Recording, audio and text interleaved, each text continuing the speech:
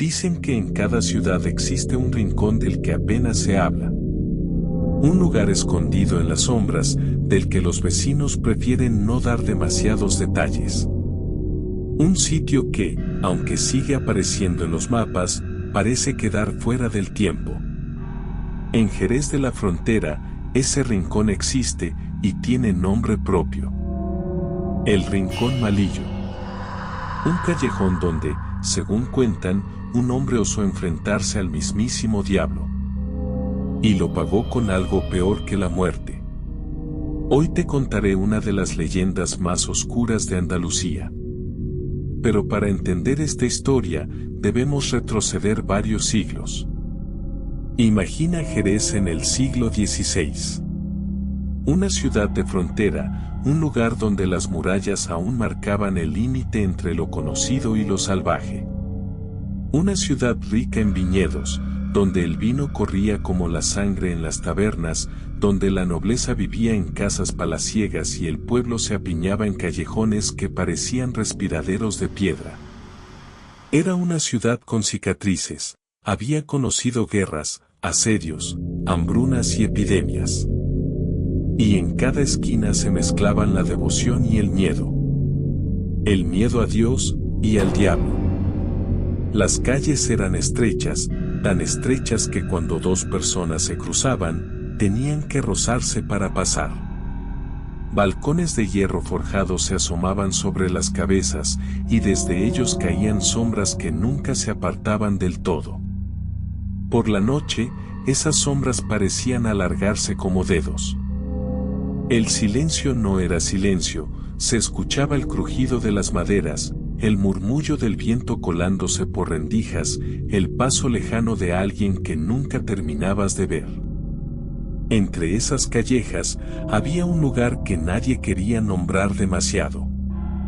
Un rincón donde, según decían, ni las flores crecían en las macetas. Donde la cal de las paredes se manchaba con marcas oscuras, como sangre seca. Lo llamaban Rincón Malillo. Malillo, como diciendo malo, pero sin exagerar, aunque todos sabían que el diminutivo era pura ironía. Los vecinos contaban cosas extrañas.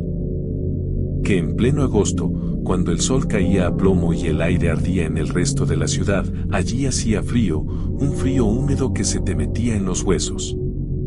Que las paredes sudaban, que olían a moho y a algo más, a carne vieja, a hierro oxidado, como si la piedra misma recordara la sangre. Decían que los perros se ponían a ladrar antes de llegar a la esquina y que después, con el rabo entre las patas, salían huyendo sin mirar atrás. Que los pájaros callaban cuando sobrevolaban la zona, como si el aire pesara demasiado para sostener un canto. Era un lugar que inspiraba miedo. Un lugar maldito. Pero siempre hay alguien que no cree en maldiciones. O peor aún, alguien que se cree por encima de ellas. Ese alguien fue un caballero. Noble de sangre, rico en tierras, pero más rico aún en arrogancia. Se llamaba, según unos, Luis de Montoro. Según otros, Álvaro de Mendoza y Virués. Da igual el nombre, porque la historia lo borró, dejándolo reducido a un apodo, el enjaulado. Era un hombre de espada fácil y lengua afilada. Pendenciero, jugador, bebedor. Orgulloso hasta la temeridad. Para él, las leyendas eran cuentos de viejas, historias para asustar a niños y controlar al vulgo. Se burlaba del miedo ajeno y presumía de no temer a nada ni a nadie, ni siquiera al mismísimo demonio. Cuentan que una noche, después de un duelo y varias jarras de vino, alguien mencionó el Rincón Malillo en la mesa. Todos callaron un instante, como siempre pasaba cuando ese nombre se pronunciaba. Todos, menos él. Se rió a carcajadas. Un rincón maldito, un demonio en Jerez, Pamplinas. Mañana mismo paso por allí y le planto cara a ese diablo del que tanto habláis. No fue mañana. Fue esa misma noche. Porque el vino, ya se sabe, calienta la sangre y apaga el juicio. Salió tambaleándose, con la espada al cinto, y llegó al callejón. El viento se había levantado, frío como el filo de una daga. Las nubes tapaban la luna. Dicen que, al plantarse allí, gritó con todas sus fuerzas: si en este rincón vive el demonio, que salga a dar la cara, que luche conmigo y demuestre que existe. Al principio, solo hubo silencio. Un silencio tan espeso que parecía que la ciudad entera se había quedado sin aire.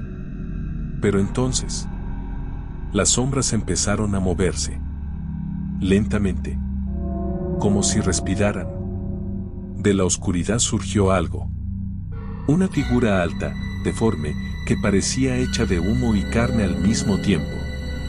Tenía ojos rojos, como brasas vivas. Y una sonrisa. Una sonrisa que no era humana. Una voz retumbó en el callejón. «¿Me has llamado, mortal?» El caballero no dio un paso atrás. Alzó la espada y respondió: «Sí. Te desafío aquí y ahora». Y entonces, el duelo comenzó. No hay dos relatos iguales sobre lo que pasó después. Algunos dicen que duró apenas unos minutos. Otros, que fueron horas enteras, eternas. La espada silbaba en el aire. Cada estocada del caballero era más desesperada que la anterior. Pero la criatura esquivaba todos los golpes con facilidad, casi con desprecio. Y reía. Reía como si aquello fuera un juego. Hasta que, en un momento, todo terminó. La criatura no necesitó atravesarlo ni cortarlo en pedazos. Solo le rozó el brazo con una garra. Una herida mínima. Pero el fuego se le metió por la carne. El caballero huyó como un loco, con el corazón latiendo en la garganta. Corrió por la calle Justicia, atravesó la plaza del mercado, jurando que había vencido, o al menos, que había sobrevivido. Pero no había vencido. No había sobrevivido del todo. Esa noche, la sangre comenzó a manar sin control. Intentaron vendarla. Intentaron cauterizarla. Nada. Y cuando el sol se ponía, la herida se abría sola, como si el mismo diablo tirara de sus bordes.